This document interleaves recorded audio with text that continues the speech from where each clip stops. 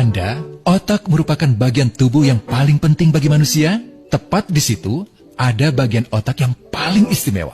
Sekarang angkat tangan Anda dan letakkan pada dahi. Bagian itu disebut prefrontal cortex atau disingkat PFC. Menurut peneliti otak Jordan Grafman, PFC ini hanya ada pada otak manusia, sehingga membedakan kita dengan binatang. Bagian ini diciptakan dan dirancang khusus oleh Tuhan supaya manusia mampu memilih dan memiliki etika. PFC berfungsi seperti pemimpin. Ia bertanggung jawab untuk berkonsentrasi, memahami benar dan salah, mengendalikan diri, menunda kepuasan, berpikir kritis, dan merencanakan masa depan. PFC adalah pusat pertimbangan dan pengambilan keputusan. PFC inilah yang membentuk kepribadian dan perilaku sosial.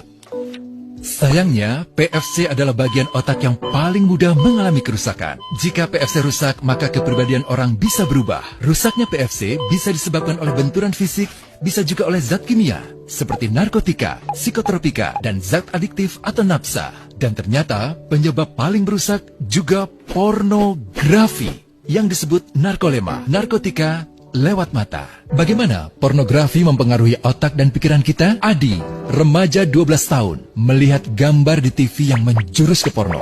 Awalnya, ia merasa kaget dan jijik. Ini karena sistem limbik di otak Adi menjadi aktif. Sistem limbik mengatur emosi juga keinginan makan, minum, dan berhubungan seksual. Sistem limbik ini kemudian mengaktifkan zat kimia otak bernama dopamin. Dopamin memberi rasa senang, penasaran, sekaligus kecanduan. Zat ini juga aktif jika orang mengkonsumsi nafsa. Oleh karena itu, sifat candu pornografi sama dengan sifat candu nafsa. Otak akan mengingat apa yang membuat Adi senang dan bagaimana ia memperolehnya. Jika Adi mendapatkan pembinaan akhlak, etika yang baik, dan patuh pada norma sosial, dorongan melihat pornografi, meskipun menyenangkan, akan ia abaikan.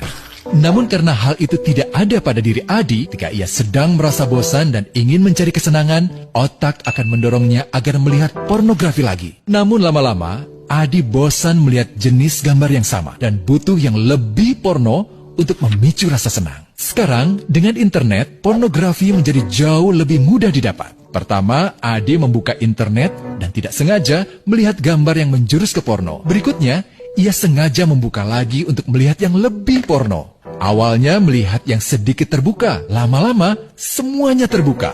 Awalnya melihat 1 menit, lama-lama 1 jam. Mengalami kecanduan pornografi. Bagaimana kerusakan PFC akibat kecanduan pornografi? Secara alamiah, dopamin dialirkan dari sistem limbik ke PFC. Orang yang kecanduan pornografi akan mengalirkan dopamin secara berlebihan sehingga membanjiri PFC. PFC menjadi tidak aktif karena terendam dopamin.